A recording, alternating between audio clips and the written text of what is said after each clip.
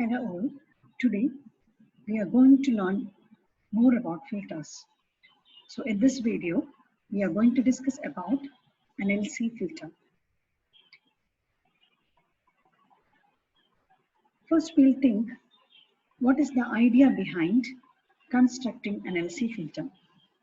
By now you all have understood the working of the shock input inductor filter as well as a capacitor filter. We understood that both of these filters work reasonably good, but there are certain limitations for both these filters.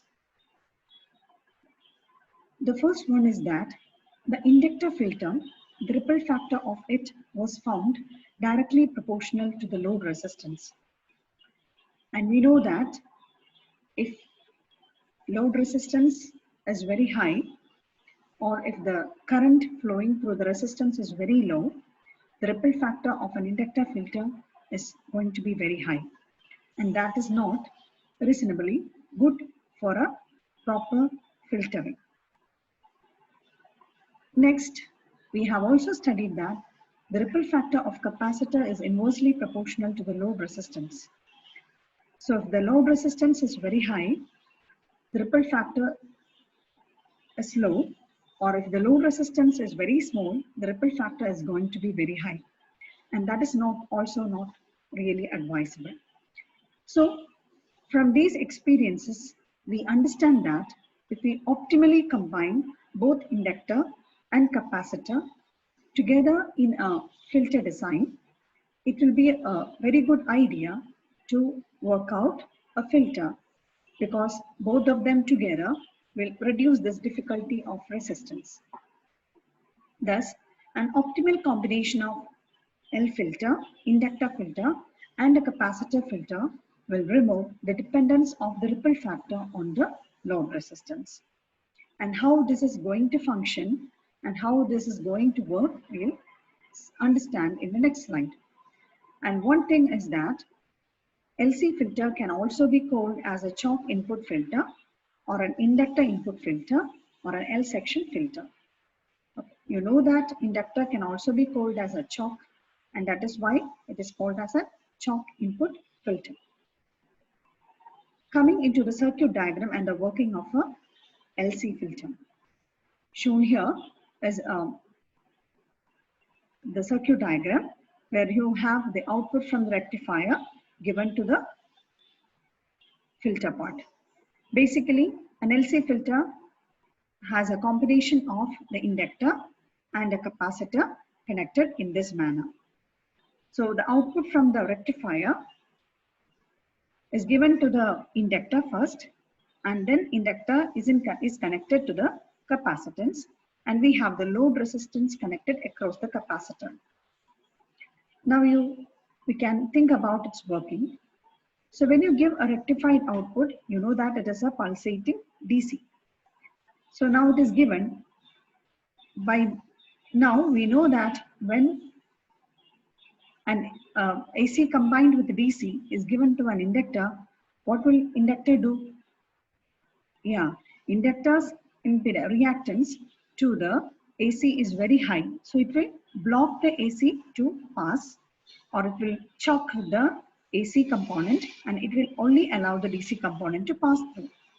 So the DC component will easily pass through this inductor and come here, and you know that we have a capacitor here. And what happens to the capacitor? You might have learned that the impedance or the reactance of a capacitor XC is actually equal to 1 by omega C, where omega is actually 2 pi f, that is where f is the frequency of the signal. And you know that the frequency of the signal is very high for an AC signal, AC component, and AC component. So if we give an AC component to the capacitor, AC signals to the capacitor, then the denominator will be quite high and you have the reactance very low. But if you suppose you are giving DC component to the capacitor or DC signal to the capacitor, DC signal have F0, which means that 1 by 0 we'll get, and you will have an infinite reactance. So what it means is that a capacitor will block the DC flowing, but it will easily allow the AC signal to pass through.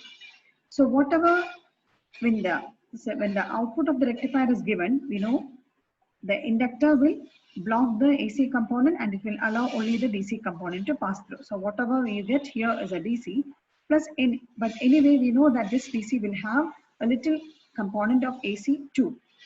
And that AC component will easily pass through this capacitor, and whatever remaining will be loaded across the resistance RL.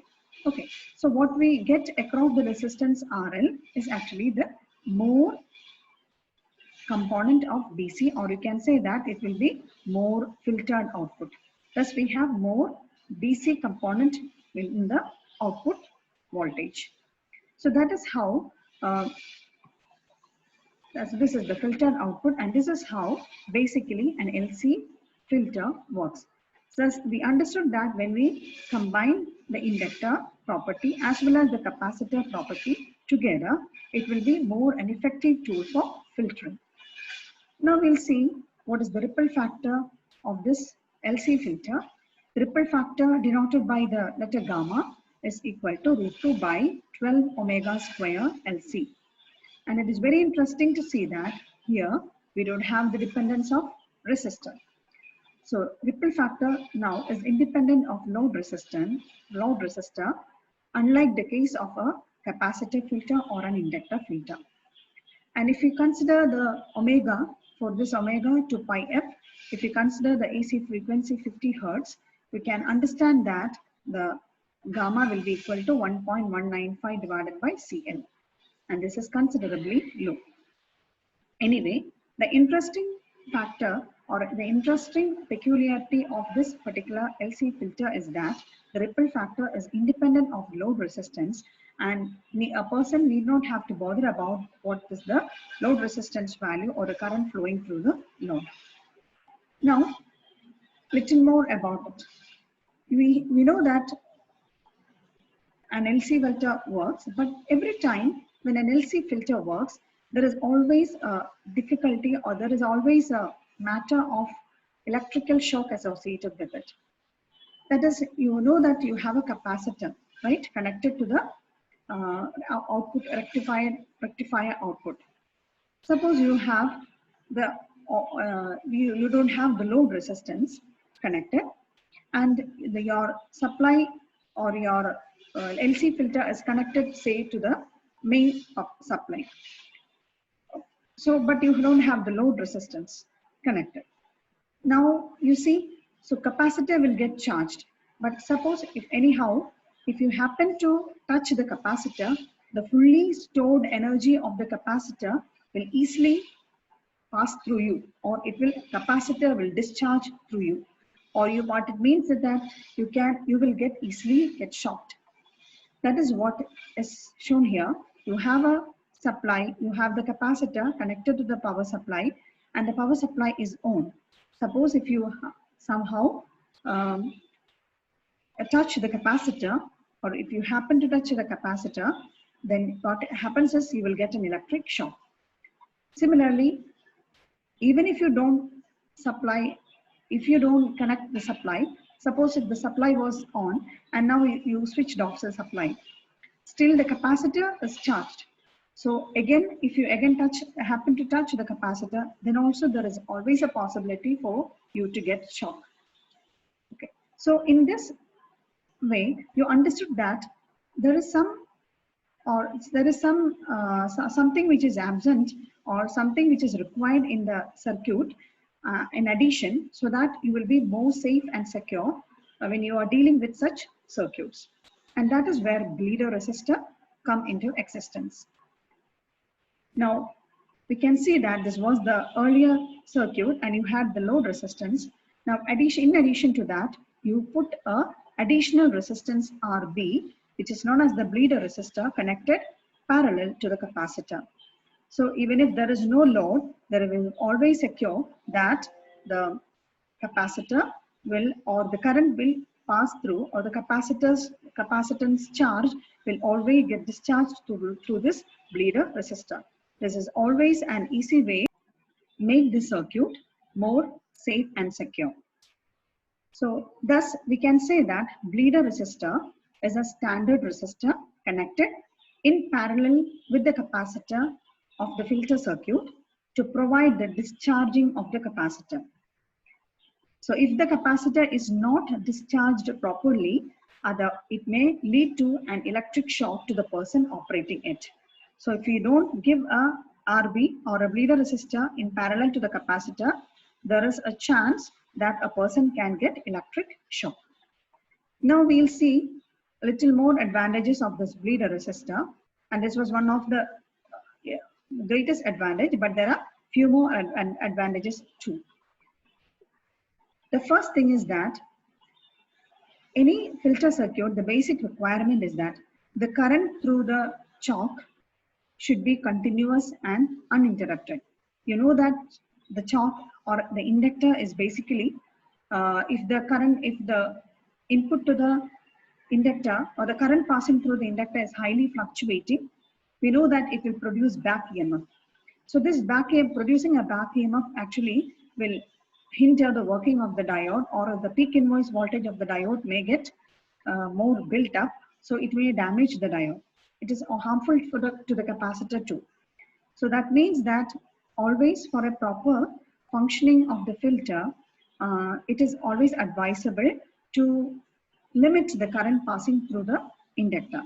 And this is possible, this is again possible if we put a bleeder resistor optimally. So one advantage is that it can maintain, the bleeder resistor maintains optimum current necessary for the operation of the inductor. So it will actually optimize the current flowing through the inductor if we put a bleeder resistor. Now another advantage is that we know that any filter or any circuit must produce better voltage regulation. And you have learned about voltage regulation.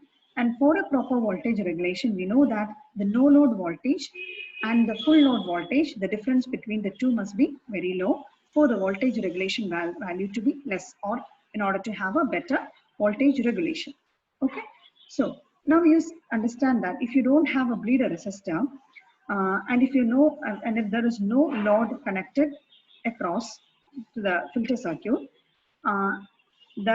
and you have the no load voltage, suppose you then connect the load voltage, and then you take the difference between the no load voltage and the full load voltage, the difference will be very high. Suppose if you have a bleeder resistor connected, and even if you don't have a load resistance connected, there will be always a voltage drop across the bleeder resistor. So the no load voltage will then be, actually if there is no load, then the VNL value will be basically the voltage across the bleeder resistor. Now suppose you again connect a load resistance also, or if there is a load, or if the filter is connected to the load, then we have a full, then we'll surely have a full load voltage, which is the voltage across the load. But that difference, the no load voltage, since there is a bleeder resistor in between, the difference between the no load voltage and the difference between the full load voltage will be very less. So it produces, or designing a bleeder resistor across the capacitor will produce a better voltage regulation, minimizing the difference between the VNL and VFL value. So one has to understand is that it produces better voltage regulation. So putting a bleeder resistor reduces the difference between the no load voltage and the full load voltage, and it produces a better voltage regulation. And another thing we have already discussed is that if you don't put a bleeder resistor, there is always a chance for us to get a shock from the capacitor because of its discharging. So it provides a safety for a person handling the equipment by acting as a discharging part for the capacitor. So safety is also another primary requirement of an electrical circuit. Thus, we understand that bleeder resistors are mainly used for basically three purposes. One, to maintain optimum current necessary for the operation of the inductor. Next, to produce a better voltage regulation. And the third one, to provide a safety to the person handling the equipment. So these are the discussions, or these are the basic um, description regarding the LC filter. So here in this session we learned about LC filter and what is the limitation of an L filter, what is the limitation of a capacitor filter, and how the optimal combination of both of them will produce a better filter. Okay. Then we found out the design and the circuit of the LC filter. Then we understood that how an LC filter basically does the filtering action. Then we understood what is a bleeder resistor and what are the basic advantages if you keep a bleeder resistor in the filter circuit. So with this, we are ending up the session. If you have any queries or if you have any comments, please put it in the comment box. Thank you very much.